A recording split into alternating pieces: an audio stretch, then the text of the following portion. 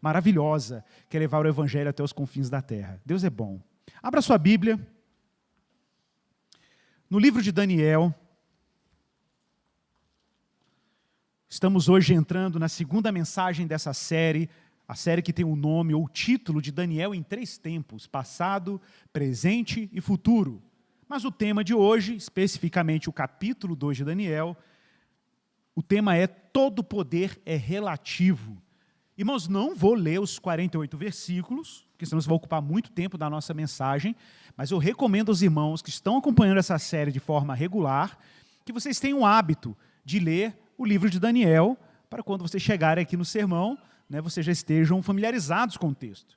Mas eu vou ler um trecho específico. Nós vamos ler aqui do verso 36 até o verso de número 47. Mas lembro que nós vamos pregar o capítulo inteiro, ok? Então abra aí, Daniel capítulo 2, verso 36, é o segundo capítulo da nossa série, e a segunda mensagem. Verso 36.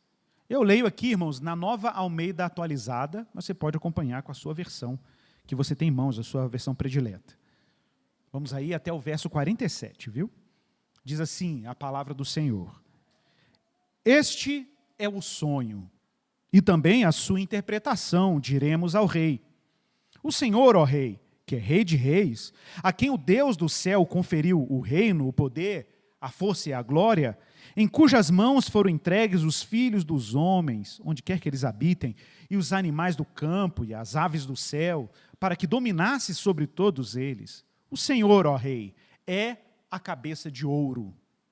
Depois do Senhor se levantará outro reino, inferior ao seu, e um terceiro reino de bronze, que terá domínio sobre toda a terra.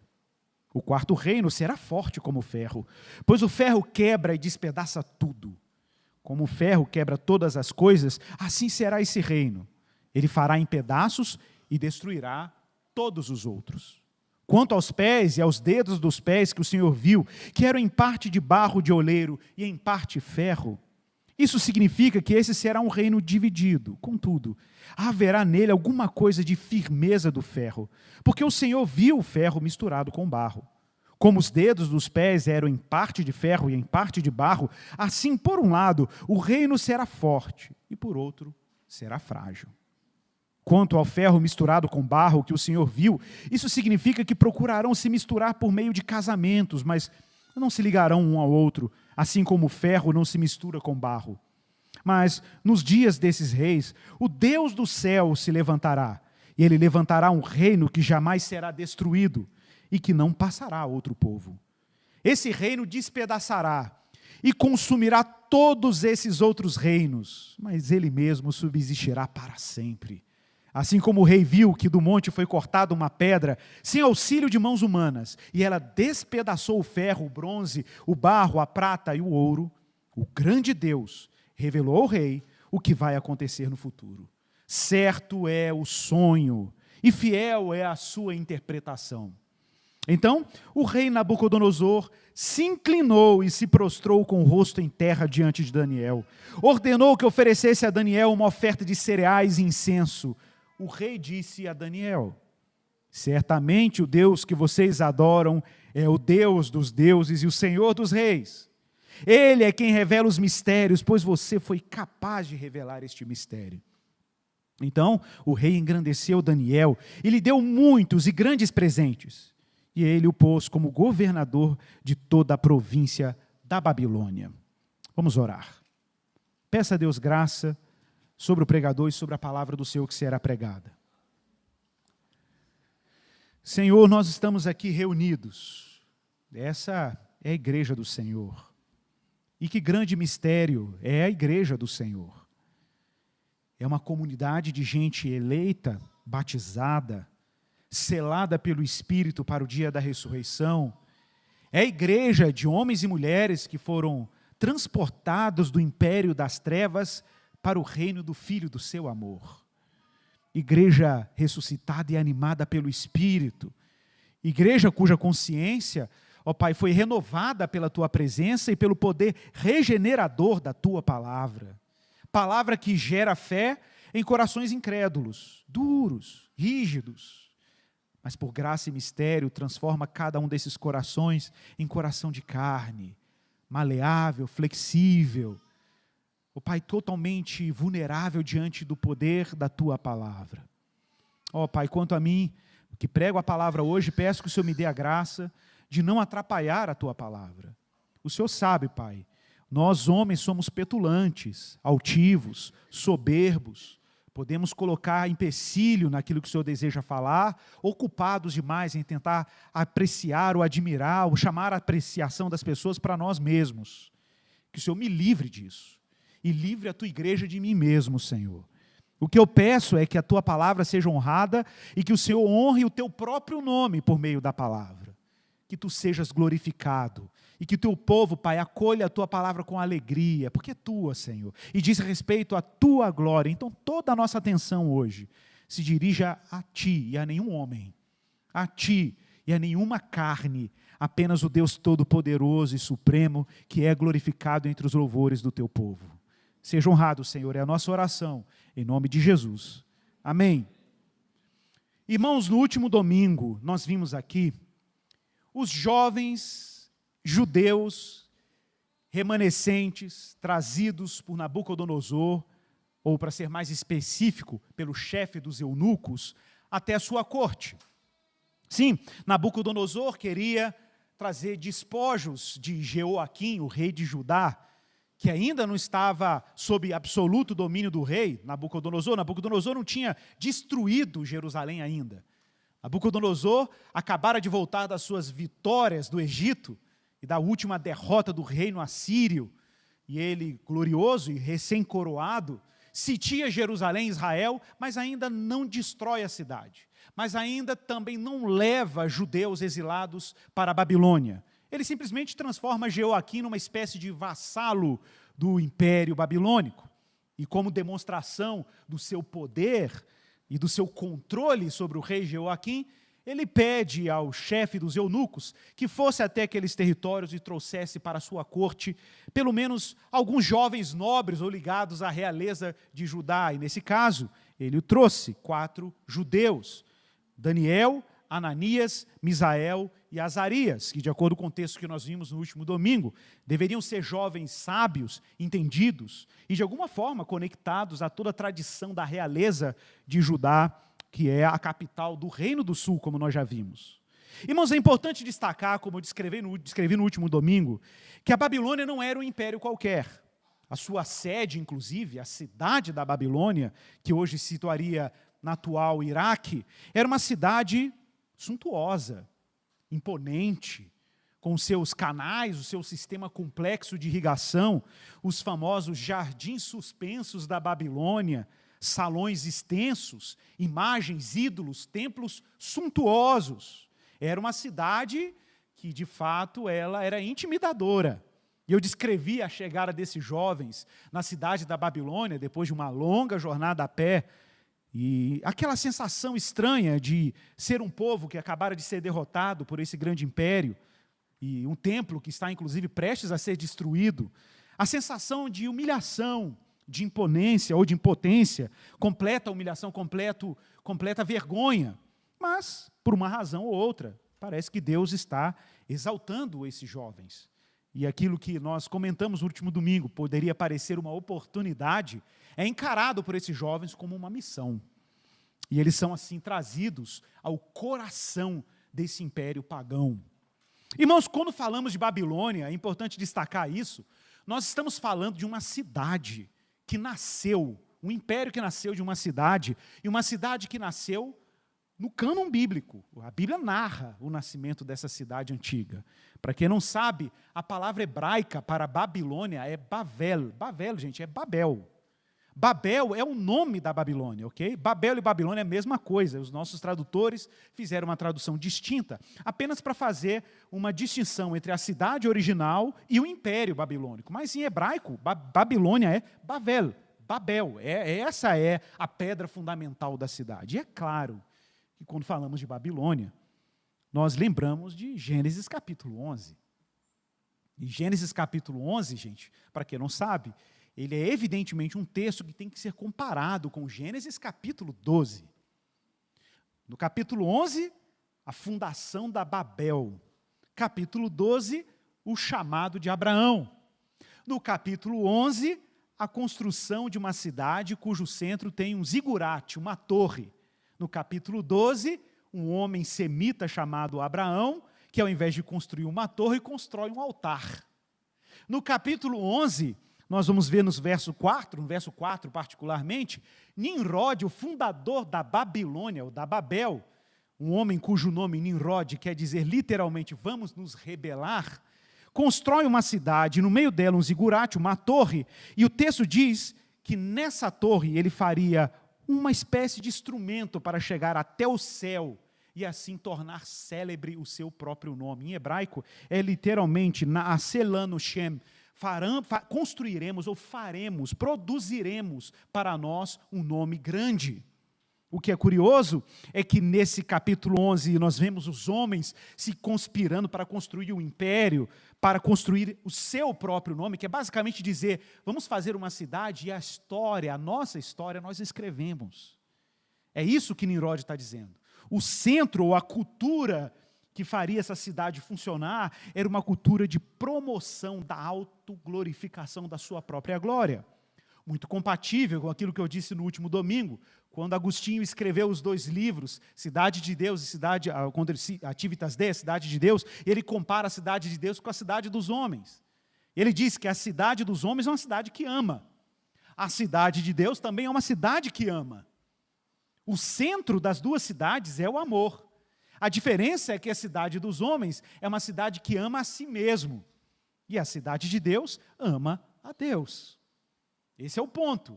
Nimrod está fundando Babilônia como uma cidade que ama o seu próprio nome. Uma cidade que escreve a sua própria biografia e a sua própria fama. Enquanto no capítulo 12 de Gênesis, nós encontramos Abraão. Sim, gente, Abraão, o patriarca que deu origem a todo Israel, a todo Judá. O patriarca de quem esses 4 jovens tinham sua ancestralidade. Para Abraão, Deus diz, eu, o Senhor, te engrandecerei o nome. No mesmo capítulo 12, em contraste com o capítulo 11, em que os homens estão engajados em construir a sua própria história. Esses 4 jovens ascendem ao trono de Nabucodonosor, eles conseguem subir no seu currículo, vocês lembram, eles fazem um curso de 3 anos, aprendendo aramaico, aprendendo a literatura babilônica, aprendendo as artes das ciências e as ciências ocultas babilônicas, mas eles mantinham uma fronteira, uma diferença, uma descontinuidade, como mencionei no último domingo, quando eles renunciam à mesa das iguarias do rei. Ali fica claro a fronteira. Nós estamos aqui, parecemos com vocês, falamos como vocês, vestimos até as suas vestes, mas nós não somos o mesmo povo. Nós não partilhamos da mesma mesa. E é nesse cenário que Deus vai construindo aquilo que nós chamamos de uma espécie de conspiração divina no coração desse império que seria o pai, e foi o pai de todos os outros impérios que vieram a seguir. Então é lá em Babel que nasce esse germe, esse projeto de rebelião contra Deus, a partir de uma visão política, de força, idolatria e uma busca de coesão e expansão do poder. É em Babel que o amor ao poder nasce. É em Babel que os homens, eles imaginam a possibilidade de criar um mundo à imagem e semelhança do que eles acham que é legal. É lá que nós vemos o pai de todas as utopias políticas, de todas as pretensões humanas por poder, estabilidade e uniformidade. É na Babilônia que nós vemos o ser humano tentando criar um projeto de autossalvação. Afinal de contas, o homem acabou de sair do jardim, acabou de sair do dilúvio, e o que sobra para o ser humano? O que sobra para o ser humano é, já que não temos um jardim, já que não temos o paraíso, façamos paraísos artificiais. Façamos paraísos artificiais. A nossa força cultural, a nossa força política, a nossa capacidade intelectual, a nossa ciência nos dará condições de criar uma realidade à imagem daquilo que a gente acha que é legal. Vamos tornar célebre o nosso próprio nome. Esse reino da celebridade pessoal é a pedra fundamental da antiga Babilônia. E é essa antiga Babilônia que agora Deus plantou 4 jovens judeus, frutos do exílio e da diáspora, do povo derrotado, plantados na corte babilônica, quase como que um cavalo de Troia. Para ali Deus revelar a sua vontade àqueles que arrogavam aparente onipotência. Irmãos, o capítulo 2 de Daniel é um capítulo que narra, sendo bem sintético, uma história muito intrigante. Ela começa com começa com Nabucodonosor, inquieto com sonhos, que ele nem sequer lembrava. Sonhos que o incomodavam muito, a tal ponto que ele convoca os sábios do seu reino e os magos do seu reino para interpretar tais sonhos. E esses reis e magos, esses magos e sábios do reino, não dão conta de interpretar o sonho, sequer de revelar o sonho, porque esse foi o desafio de Nabucodonosor. Olha, eu quero que vocês me digam o sonho, não é apenas interpretar. Alguns estudiosos vão dizer que Nabucodonosor tinha esses sonhos com regularidade, porque aparece no plural, no verso 1, no capítulo 2. E, de fato, ele não tinha sonhos regulares, mas sabe aquela coisa que quando você tem um sonho repetitivo, e você fala assim, nossa, estou sonhando, mas não estou lembrando como é que era o sonho. Era alguma coisa dessa natureza. Então, ele desafia os seus sábios, os seus ocultistas. Por favor, me revelem o sonho e o significado dele. Mas, ele deixa bem claro, se vocês não me revelarem, eu vou mandar matar todos os sábios, vou mandar matar todos os cientistas em ciências ocultas, vou mandar matar todos os homens magos, astrólogos, todos, sem exceção. E era assim, ele está fascinado com o poder. Nabucodonosor acabou de chegar de uma vitória militar gigantesca, ele acabou de derrotar a última resistência do Império Assírio. Ele é um fanista. Ele tem fome e sede de poder, ele não admita que nada escape ao seu controle. Mas você sabe como é que é isso, né? Esse rei, está incomodado com esses sonhos perturbadores. Robert Sternberg, um importante cientista da psicologia e da cognição, escreveu um livro muito interessante que se intitula, vou fazer a tradução para o português, porque não tem em português, Por que pessoas inteligentes podem ser tão estúpidas? Why Smart People Can Be So Stupid. Um livro maravilhoso, e ele vai pegar vários casos, como o caso, por exemplo, do presidente Clinton, né, quando teve aquele caso sexual com a Mônica Lewinsky. Ele vai contar outros casos de grandes líderes mundiais, homens e mulheres muito inteligentes, muito smart, ok? Mas, infelizmente, fizeram coisas estúpidas. E esse livro ele fala sobre isso. Como podem pessoas tão inteligentes, às vezes, fazerem coisas tão estúpidas? Nabucodonosor, nesse caso, ele caiu naquilo que ele chama que são as falácias do tolo. Toda pessoa que está numa posição de poder, de muito poder principalmente, tendem a acreditar em algumas coisas que não são verdadeiras, mas ele acredita. Em algum nível, nem sempre tão consciente, mas ele acredita. E o Sternberg vai dizer alguns desses sofismas que as pessoas acreditam quando estão na posição de poder. Primeiro, tem um otimismo irrealista. Ela tem um otimismo acima da possibilidade. São pessoas geralmente egocêntricas, acreditam muito no seu próprio potencial e na sua própria capacidade. São pessoas que tendem a ser, ou fingem, ou acham que têm algum tipo de onisciência, sabem de tudo, ou pelo menos tentam se informar de tudo para ter o máximo controle sobre a situação. São pessoas invulneráveis, elas não admitem a fraqueza, não admitem se portar fracas diante dos seus liderados e daqueles que elas têm domínio. E, por fim, se iludem com uma aparente ou possível capacidade onipotente. Se acham onipotentes. Gente, Nabucodonosor está iludido com tudo isso. E com todo o seu poder, gente, lembre-se disso, ele tinha às suas mãos poder político, poder financeiro, poder intelectual, ele tinha uma network de controle dentro do seu império, de informantes o tempo inteiro, trazendo informações para ele. Nesse cenário de aparente onipotência, os deuses do seu lado, existe uma coisinha que está incomodando Nabucodonosor. Ele está sonhando e ele não sabe do que ele está sonhando. E pior, ele não sabe o significado do sonho. Então ele está perturbado, ele está se sentindo completamente impotente. Tem alguma coisa que o seu poder não alcança, alguma coisa que ele não sabe. Então ele apela, ele fala, se eu estou tendo um sonho, não consigo entender o sonho, não sei o que é o sonho, eu vou apelar, eu vou chamar os meus magos. Ele apela ao último recurso. Os magos, os encantadores, os feiticeiros, está aí no versículo 2, ele chama esses homens para perto de si. E aí ele chama aquilo que na linguagem dos acadianos eram chamados de Umanu-Mandu. O Manu-Mandu é o nome que se dava aos magos ocultistas esotéricos dentro da corte babilônica. E está lá, a equipe toda reunida diante dele, ou pelo menos uma parte dos magos e dos especialistas em ciências ocultas, tentando interpretar o sonho, ou revelar o sonho de Nabucodonosor. Irmãos, é importante destacar aqui que existe uma relação muito interessante entre magia e ciência, por incrível que pareça.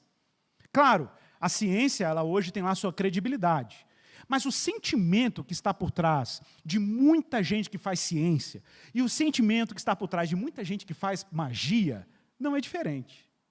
E quem disse isso? Não fui eu quem disse isso. Quem disse isso foi C.S. Lewis, no livro dele, A Abolição do Homem. Quando ele diz que houve uma espécie de reavivamento da magia, ao mesmo tempo em que estava tendo um reavivamento da ciência depois da Idade Média. Ele até brinca que muita gente que não conhece cultura medieval alega que a bruxaria, a feitiçaria, o encantamento ou coisas dessa natureza eram efervescentes na Idade Média. Muita gente praticava magia na Idade Média. Ele diz que não, que quem fala isso desconhece a Idade Média. Que os casos de magia, encantamento ou coisas dessa natureza não eram quase ausentes na Idade Média cristã. Mas elas se tornam crescentes no início da modernidade. A alquimia, o esoterismo, o misticismo e ciências dessa natureza. E qual é a razão? A razão é que por trás de muita gente que faz ciência, é parecido com muita gente que faz magia, que é basicamente manipular a realidade. Você quer manipular a realidade para a realidade te satisfazer, te servir. Então observe que o que está por trás de um conhecimento rigoroso como a ciência, ou de um pseudo-conhecimento como os que está por trás da magia, do encantamento, do ocultismo, é parecido. É a ideia de que eu não aceito a realidade, então eu quero manipular e exercer poder sobre a realidade. E Nabucodonosor tem tudo isso em suas mãos. Tanto a ciência formal, a propósito, grande conhecimento matemático, astronômico, a gente sabe da fama da antiga Babilônia. Muito da matemática estudado pelos ocidentais via Grécia foi aprendido e herdado da Babilônia e do Egito. Então veja, eu estou aqui descrevendo um cenário em que Nabucodonosor tem muitos recursos a seu favor, ou muitos recursos disponíveis para desvendar a sua ignorância. A sua ignorância. E diz no verso 4, que os caldeus disseram ao rei em aramaico, os caldeus aqui é o time de ocultistas, de magos. Por favor, conte o sonho a esses teus servos e daremos a interpretação. Eu quero chamar a atenção de vocês para um detalhe que eu mencionei no último domingo, que o livro de Daniel é o único livro de todo o Antigo Testamento, de toda a Bíblia hebraica, que tem um bloco escrito em aramaico. E ele começa a ser escrito a partir desse verso.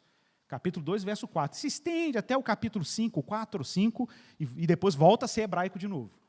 E a partir dessa frase, né, foi dito em aramaico, a Bíblia vai continuar, o livro de Daniel vai continuar em aramaico vários versículos. E ele diz assim, então, por favor, nos conte o seu sonho para que daremos, e assim daremos a interpretação. Ô, gente, o desafio do rei era muito claro. Não era só interpretar o sonho. O trabalho era que os magos deveriam dizer para ele o sonho que ele teve. O desafio era maior do que eles imaginavam. E aí eles dizem assim, olha, Senhor, mas se o Senhor não contar o sonho, a gente não vai dar conta de interpretar. E aí ele diz assim, então vou deixar uma coisa bem clara para vocês, verso 5. Se vocês não me contarem o sonho, vocês e todos os sábios da Babilônia serão despedaçados. E a casa de vocês será colocada em ruínas. E aí eles insistem, então nos conte o sonho. E nos contem o sonho. E aí no verso 8, Nabucodonosor, enfurecido, diz assim, olha, vocês estão querendo ganhar tempo, vocês estão na malandragem. Vocês não estão entendendo o que eu pedi. Se vocês não me contarem um sonho, então vocês receberão a sentença. Agora prestem atenção na resposta dos magos, nos versos 10 e 11. Olha que intrigante. Olha, Senhor, não há nenhum mortal sobre a face da terra que possa fazer o que o rei exige. Ninguém consegue fazer isso. Nunca houve rei, por maior e mais poderoso que fosse, que tenha exigido semelhante coisa de um mago, um encantador ou um caldeu. Isso que o rei exige é muito difícil. E não há ninguém que o possa revelar diante do rei. A não ser, atenção, a não ser os deuses. Mas, infelizmente, estes não moram aqui entre os mortais. Eles não moram aqui entre os mortais. Então, rei, desculpa, ninguém tem acesso a essas divindades, eles não estão aqui entre nós, estão em algum lugar, nas alturas, numa outra dimensão, então, infelizmente, não há quem possa interpretar esses sonhos. Como não lembrar, irmãos, nesse cenário dos sábios se tornando tolos, dos cientistas se tornando ridicularizados, impotentes. Eu não consigo ler isso aqui e não me lembrar de uma profecia de Isaías. Isaías 44, verso 25 e 26, belíssimo texto. Olha o que diz. Eu, Senhor, frustro os sinais dos que profetizam mentiras e faço com que os adivinhos fiquem parecendo tolos. Obrigo os sábios a recuar, transformando o seu saber em tolice. Eu confirmo a palavra do meu servo e cumpro o conselho dos meus mensageiros. O cenário está montado. E Nabucodonosor, com essa resposta dos seus sábios, ou dos, como eu falava no último domingo, do seu recurso, do seu capital intelectual, ele fica furioso e manda matar todos os sábios da Babilônia. E claro, entre aqueles que ele tinha que matar, evidentemente, estavam também incluídos quem? Os 4 rapazes de Judá, que agora já tinham sido promovidos a sábios da Babilônia. E no verso 13 diz que o chefe da guarda de Nabucodonosor foi atrás dos jovens e também de Daniel. Mas Daniel, ao receber o contato do chefe da guarda, Arioque, ele diz assim, peraí, com cautela, ele se dirige a ele e diz, por que esse decreto tão urgente de Nabucodonosor? É a pergunta de Daniel no verso 15. Então ele diz, olha, porque ele explica a situação para Daniel, e Daniel responde, então vamos fazer o seguinte, eu vou lá falar com o rei. E aí Daniel vai a Nabucodonosor e pede para ele um tempo até que ele pudesse revelar ao rei a interpretação, o sonho e a interpretação do sonho. Essa história nos é familiar. Todo mundo, quando lê essa história, se lembra de uma história muito parecida, que é a história de José no Egito, que também interpreta o sonho de um grande rei, no caso o faraó, lá no Egito. E a história parece que se repete. Nos versos 17 é dito que Daniel, então, graças a essa pausa que lhe foi dada, correu com pressa lá na República dos Meninos de Judá. A República, viu, gente? A República de Estudante. Então ele foi lá para a República, no verso 17. E na sua casa juntou os amigos, Ananias, Misael e Azarias. E ele fez um pedido a eles. Contou a situação e fez um pedido. O pedido é que eles orassem. E que eles pedissem misericórdia ao Deus do céu. Atenção para essa expressão Deus do céu, porque ela tem uma recorrência no livro de Daniel. O Deus de Israel raramente é dirigido nesses termos. Na verdade, até existe, em alguns textos lá de Gênesis, uma ou outra ocorrência, o uso da expressão hebraica Elohim Hashamayim, o Deus dos céus. Mas aqui nós temos em aramaico, Ele Shamaya, é uma outra expressão, outra língua. Deus do céu. E esse é um título muito intrigante, porque o que os magos disseram lá para Nabucodonosor é que não existe entre os homens, os deuses não habitam aqui entre os homens. Então, onde ele habita? Habita nos céus. E Daniel se dirige ao Deus do céu, que aparentemente não está aqui entre os mortais. E aí ele fala, olha, peçam misericórdia ao Deus do céu sobre esse mistério, a fim de que Daniel e seus companheiros, de fato, não fossem mortos. Não somente eles, mas também todos os sábios da Babilônia. E aí, irmãos, enquanto Daniel dormia, verso 19, em uma visão, não foi um sonho, em uma visão, Deus mostra a Daniel exatamente o sonho de Nabucodonosor. E no pacote, a sua interpretação. Gente, o milagre foi tão extraordinário, o milagre foi tão poderoso, o milagre foi tão fora do comum, que Daniel, extasiado, se levanta de sua cama e ele recita uma bênção a Deus. É o que está aí no verso 20. Olha o que ele diz aí, até o verso 23. Bendito seja o nome de Deus. Bendito seja o nome de Deus de eternidade a eternidade. Porque dele é a sabedoria e o poder. É ele quem muda o tempo. É Ele quem muda as estações. Então, as estações e os tempos que estavam tão rigorosamente registrados nos famosos calendários babilônicos. Sim, gente, eles foram dos pioneiros em elaborar calendários sofisticadíssimos, sincronizados com o ciclo das estrelas. Vejam só, quem é que governa o tempo e as estações? Quem é que colocou Nabucodonosor e todos os reis da história no poder e também destitui os reis do poder? Está no verso 21, ele remove e estabelece reis. É curioso imaginar a cena de Nabucodonosor no seu ufanismo, né, embebedado com o seu poder, com a sua experiência de triunfo, fascinado com o seu aparente ilimitado poder. De repente, num cântico, Daniel diz assim, está tudo bagunçado. Nosso reino acabou, nosso rei está sitiado, nosso templo está prestes a ser destruído, o nosso povo está prestes a ser trazido para o exílio. Com tudo isso, existe um Deus que põe e tira a gente do poder.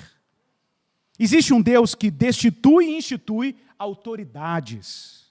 Ele dá sabedoria aos sábios e entendimento aos inteligentes. Ele revela o profundo e o escondido, conhece o que está em trevas e com ele mora a luz. Ó Deus de meus pais, eu te agradeço e te louvo porque me deste a sabedoria e poder e agora me revelaste o que te pedimos, porque nos fizeste saber este caso do rei. Lembre-se, Babilônia é Babel. Babel estava acostumado a construir os seus artefatos, a fazer suas torres, criar os seus caminhos, elaborar suas metodologias, seus recursos, seus meios para chegar ao sagrado, seus meios para chegar ao conhecimento. E, de repente, Daniel tem um encontro com Deus, que é o Deus de toda a sabedoria, de todo o conhecimento, de todo o saber e de toda a ciência. O Deus que muda os ciclos dos tempos, o Deus que está sobre todo poder, que institui e destitui soberanamente. Mas ele é mais do que isso. Ele também é um Deus que revela mistérios. Nesse caso, Nabucodonosor, impotente, raivoso, porque não admitia não conhecer alguma coisa. Nesse caso, ele não admitia nem conhecer o seu próprio sonho. Ele tem que se deparar agora com o enviado de Judá. O jovem Daniel vai até a sua corte no verso 24. Ele procura Arioque, o chefe da sua guarda, que estava encarregado de exterminar os sábios, todos eles, inclusive Daniel e seus companheiros.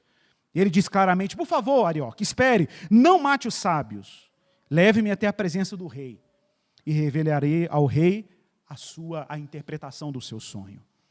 E diz no verso 25, que Arioque se antecipa a esses jovens, chega na corte de Nabucodonosor e diz para eles, olha, achei um dos filhos dos exilados de Judá, que revelará ao rei a sua interpretação.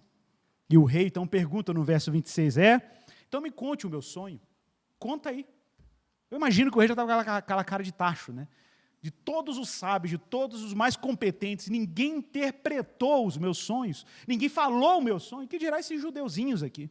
Tá bom, vai lá, tenta aí, conta e interprete o sonho. E aí, Daniel, que belíssimo esse texto, no verso 27, já começa dizendo, olha, meu rei, nem sábios, nem magos, nem encantadores podem revelar. Verso 28, mas há um Deus. Mas há um Deus. Há um Deus no céu. Sabe aquele que os seus magos, é isso que ele está querendo dizer, viu, gente? Sabe aquele que os seus magos disseram aí, que eles estão muito longe, que eles não podem estar aqui, não podem ajudar ninguém? Pois é, mas há um Deus no céu. E esse Deus no céu, sim, gente, o céu que Babel queria alcançar com a sua torre. O céu que a Babilônia sempre aspirou a alcançar, para controlar os deuses, para manipular as divindades, para fazer os espíritos divinos estarem em seu serviço. Existe um Deus que a Babilônia não controla. Na verdade, existe um Deus que controla até a Babilônia. Na verdade, existe um Deus que colocou o rei da Babilônia no seu trono. Basicamente isso. E Daniel, sim, aquele jovem profeta dentre os exilados, diz, mas há um Deus no céu que revela os mistérios. Por isso ele fez saber o rei o que vai acontecer nos últimos dias. Basicamente, o que Daniel está entregando como recado de Deus para início de conversa é que, seja lá qual for o sonho de Nabucodonosor, ela diz respeito ao fato de que Deus já tem um destino para todos os impérios temporais. É que Deus já tem uma história com início e fim para cada domínio e poder que é arrogado nesse planeta. Não tem jeito. E mais, Deus tem um plano histórico, um destino histórico para cada uma dessas nações. Como eu brincava, a gente vive num mundo, hoje a gente tem que imaginar a Babilônia nessa época, ok? Uma Babilônia que as pessoas não separavam o poder político do poder religioso. Não é igual ao nosso mundo secular, em que você vem na igreja no domingo, aí você sai daqui da porta que governa aqui é a prefeitura. Não, a Babilônia era um mundo encantado. Tudo passava pela magia, pela adoração a deuses. Tudo passava por encantamentos, mandingas, agouros, previsões, astrologia. Imagina um mundo em que as pessoas respiravam o misticismo, respiravam o ocultismo, a manipulação de forças invisíveis, divindades. Imagine isso, o império respirava isso. Tem histórias antigas, acadianas, que dizem que quando o Império Babilônico, por exemplo, foi sitiado pelos persas, a primeira coisa que os babilônios fizeram foi trazer os ídolos, as suas imagens que estavam fora da fortaleza, para dentro da fortaleza. Por quê? Proteção. Eles acreditavam realmente que as conquistas do império eram conquistas dos seus deuses. E as derrotas também eram derrotas dos seus deuses, porque os deuses dos povos estrangeiros eram mais fortes do que os seus.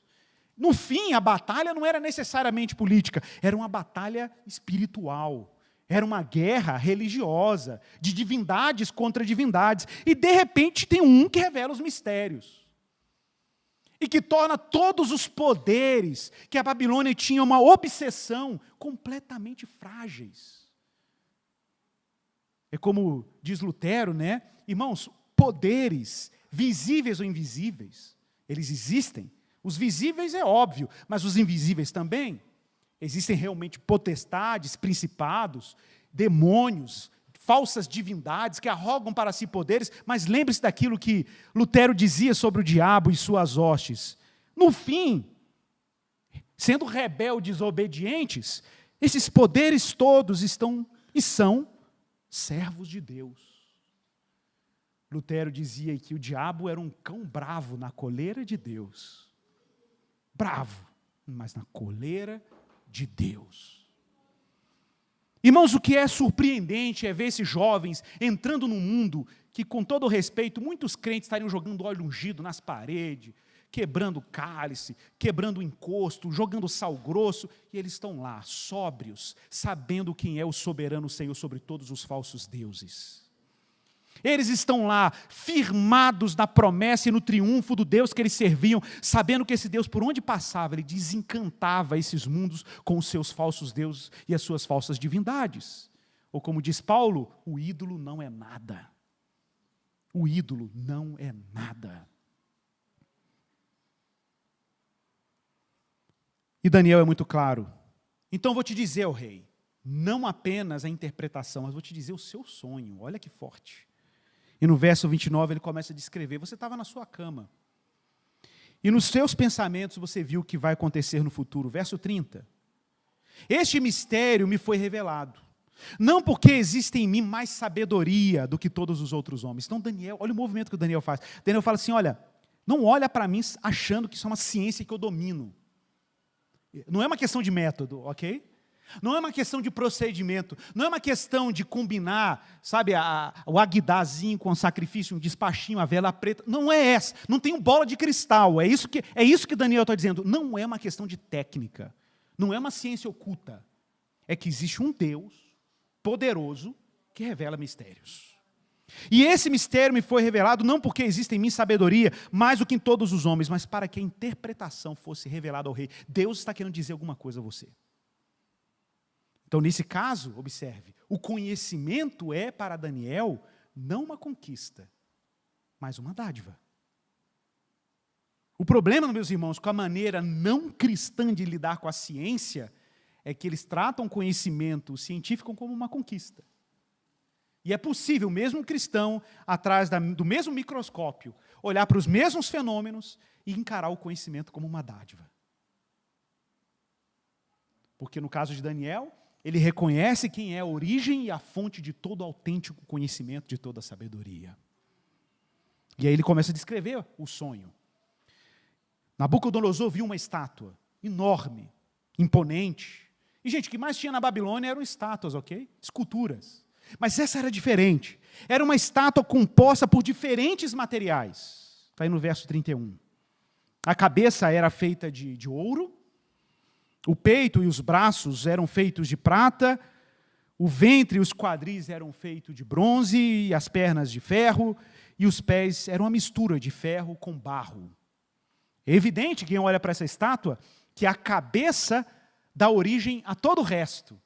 E eu quero só chamar a atenção de vocês para um detalhezinho muito importante aqui. Gente, no centro da Babilônia, tinha um zigurate enorme dedicado ao deus Marduk, ou o deus Bel. Inclusive a palavra Babel quer dizer porta de Bel.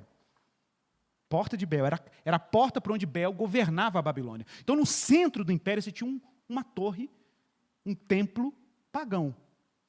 Só que a visão do mundo antigo é que a torre era a cabeça da divindade. Era a cabeça do Deus. E de fato, quando nós vamos lá para Gênesis 11, quando fala da Babel lá, fala uma torre cujo topo chega aos céus. A palavra em hebraico para topo é literalmente cabeça. Uma torre cuja cabeça chegue aos céus. Rosh, em língua hebraica.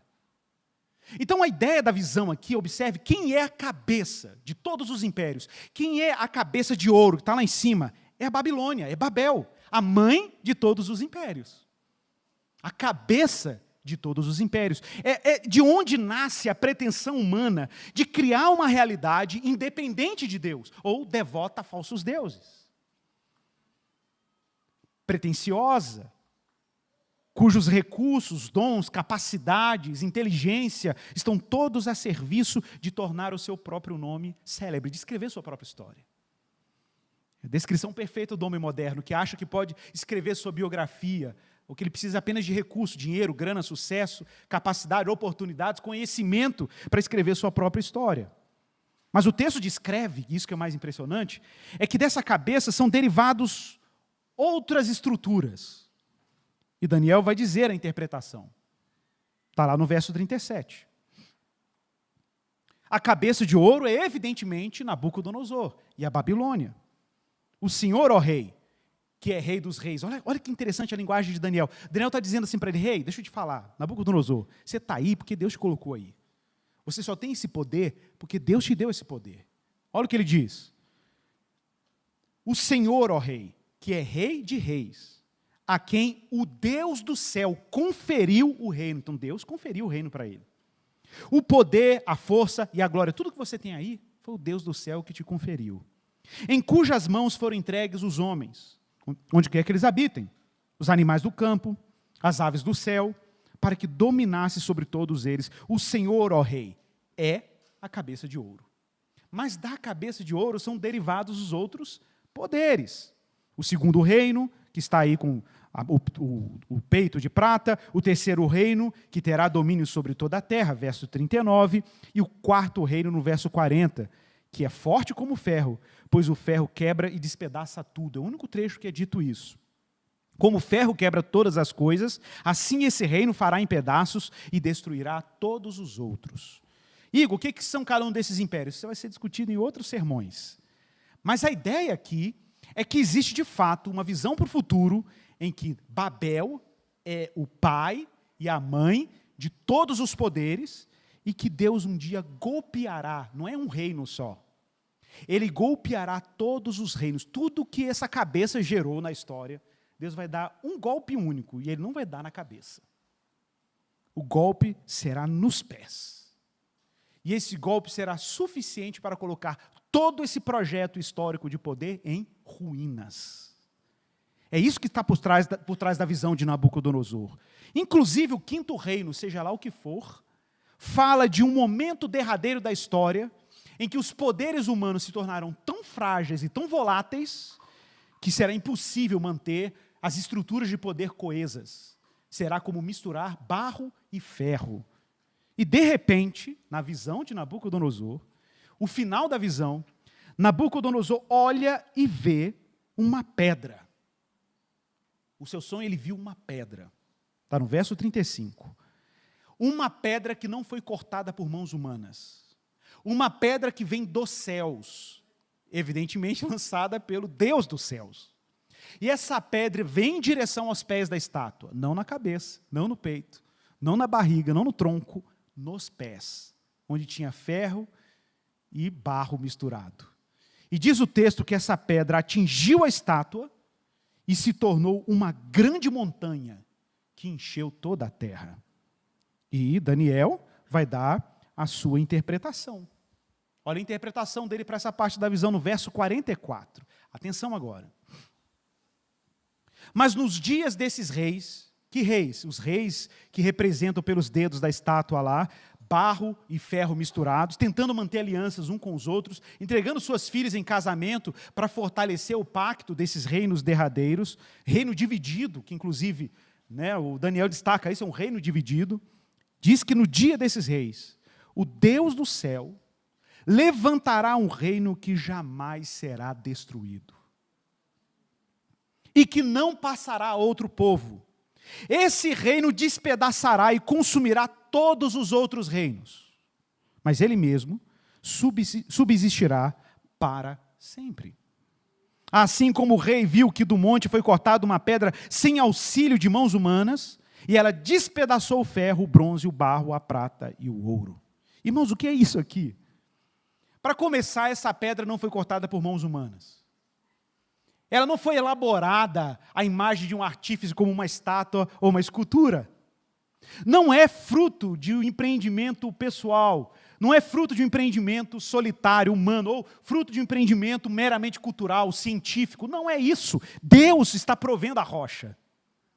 Deus está entregando a rocha ao mundo. Deus está enviando uma rocha para golpear os impérios e os poderes deste século. A visão de Daniel é que Deus julgará todo o projeto de poder.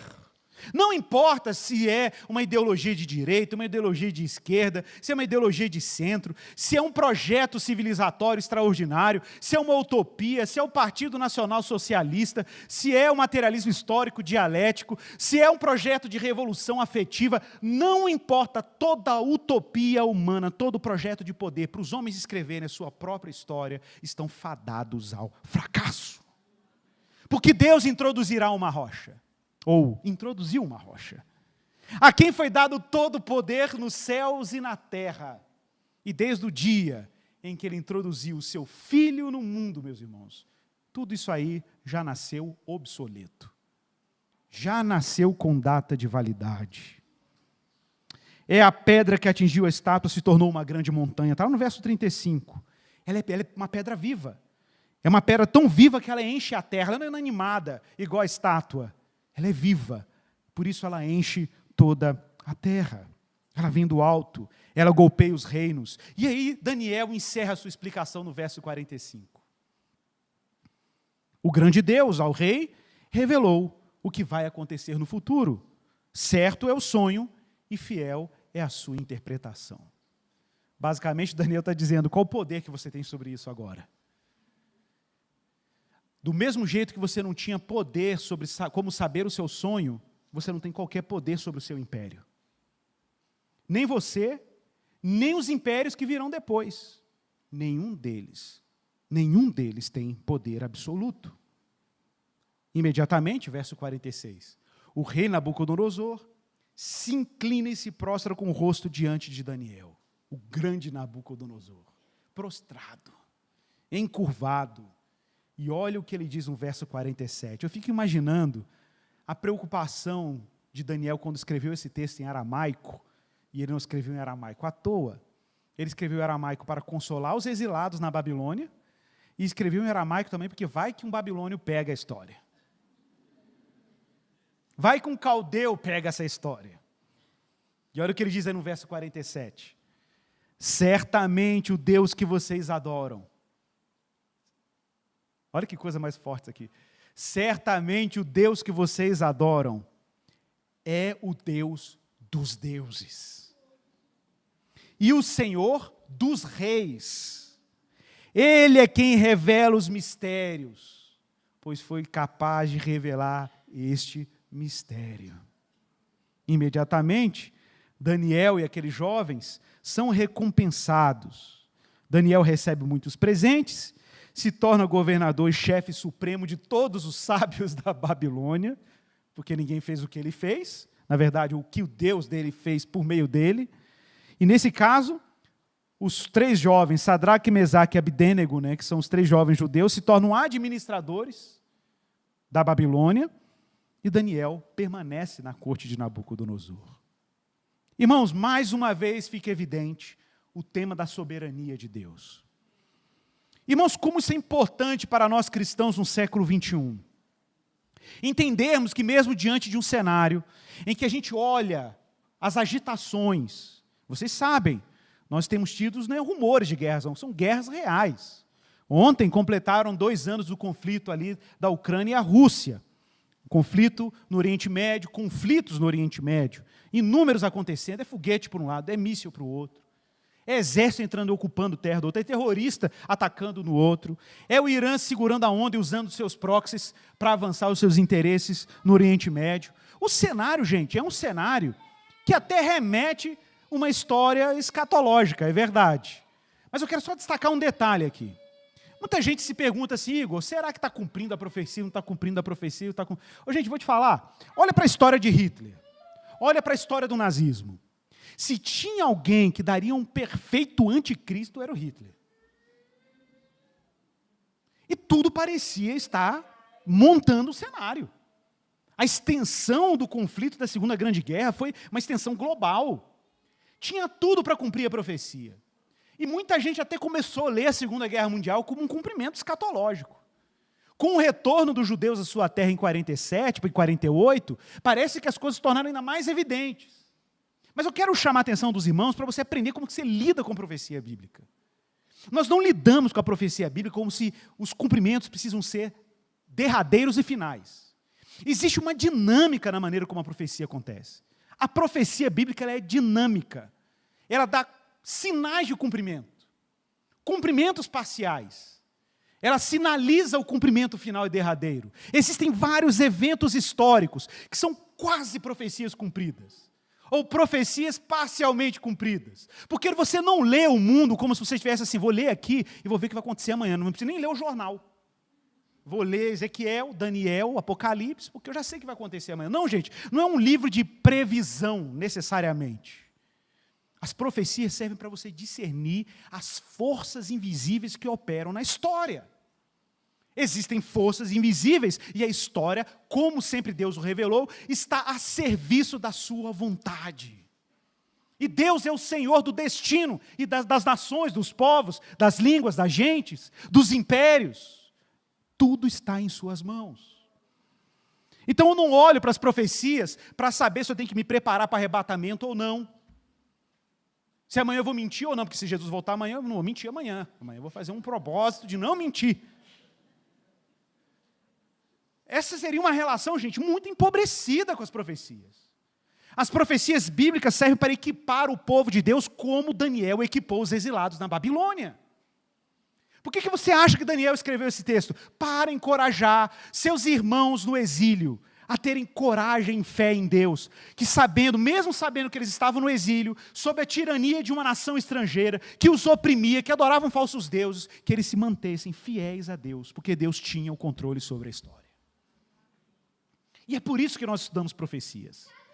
Estudamos profecias porque sabemos quem tem o controle da história. Abra sua Bíblia, 1 Pedro, capítulo 2, verso 4.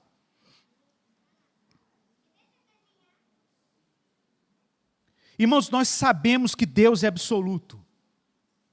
E por isso, Ele tornou tudo relativo a Ele, inclusive os poderes.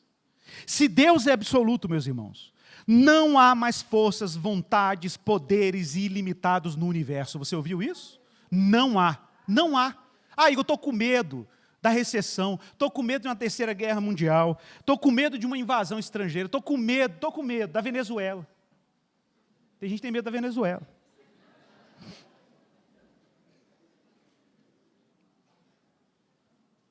Irmãos, não há forças, vontades, poderes ilimitados no universo, exceto o poder de Deus. Não há eventos, Não há fenômenos no mundo fora da vontade, controle ou autorização divinas. Só há uma única vontade absoluta no universo.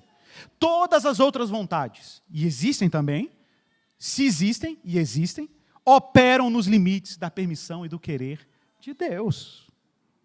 De Deus. No politeísmo, no culto a vários deuses, existem várias vontades, disputando poder entre elas. Mas no reino de Deus, a gente aprende a orar. Seja feita a tua vontade, assim na terra como nos céus. 1 Pedro 2, 4, até o verso 9. Quem é a pedra? Quem é a pedra?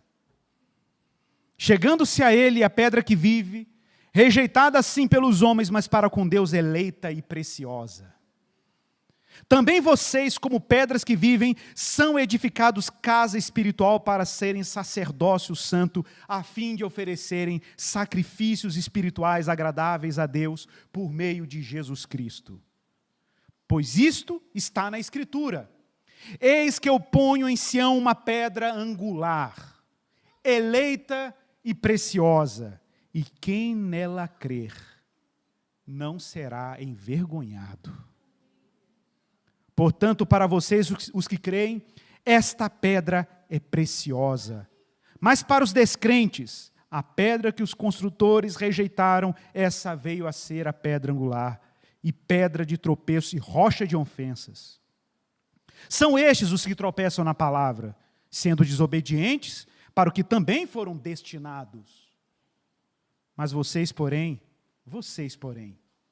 são geração eleita, sacerdócio real, nação santa, povo de propriedade exclusiva de Deus, a fim de proclamar as virtudes daquele que os chamou das trevas para a sua maravilhosa luz. Amém, meus irmãos? Esse é o povo de Deus na Babilônia. O povo de Deus na Babilônia é um povo sacerdotal, que anuncia aquele que é vitorioso. Por enquanto, as pessoas estão brincando de poder. As pessoas estão brincando com seus jogos de poder, com seus experimentos políticos e ideológicos. Mas a gente sabe quem é o soberano sobre todos esses eventos. E a gente confia e anuncia o seu reino. Irmãos, imagine Jesus chegando para os discípulos depois da sua ressurreição e dizendo: todo poder me foi dado no céu e na terra. É claro que isso ia desencadear uma revolução no mundo, né, gente? É claro que isso ia desencadear um monte de cristão pregando o evangelho e morrendo em arenas, custe o que custar, proclamando a boa nova, porque isso é informação demais. É informação demais. Todo o poder me foi dado no céu e na terra. Portanto, ide. Portanto, vá, meu irmão, vá, porque todo o poder lhe foi dado no céu e na terra. Vamos orar ao Senhor. Peça a Deus graça. Peça a Deus coragem. Coragem para andar na Babilônia, entre os ídolos, sabendo quem é que dá a última palavra. Continue andando entre os que dominam a ciência, as artes, a cultura, sabendo quem é o Deus de toda a sabedoria e conhecimento.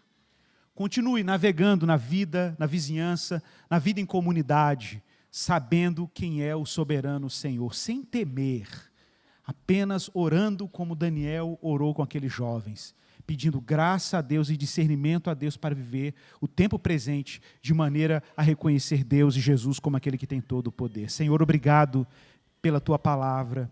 Te damos graças pelo discernimento que vem das Escrituras. Te damos graças porque a profecia habilita os nossos olhos e a nossa imaginação para entendermos quais são as verdadeiras forças, ou a verdadeira força e o verdadeiro poder que opera por trás da história. Te damos graças, Senhor Deus, porque as conspirações, os conluios, os planejamentos, as políticas, todas elas se tornam obsoletas, frágeis, desnudadas, reveladas ao Deus que torna toda a escuridão patente, que torna tudo que é oculto revelado, o Deus que continua governando as nossas vidas e governando a história, e nós não temos o que temer.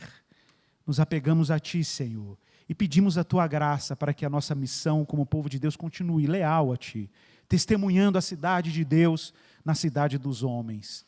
É assim que oramos em nome de Jesus. Amém. Amém, meu irmão, minha irmã? Prepare-se para a ceia do Senhor.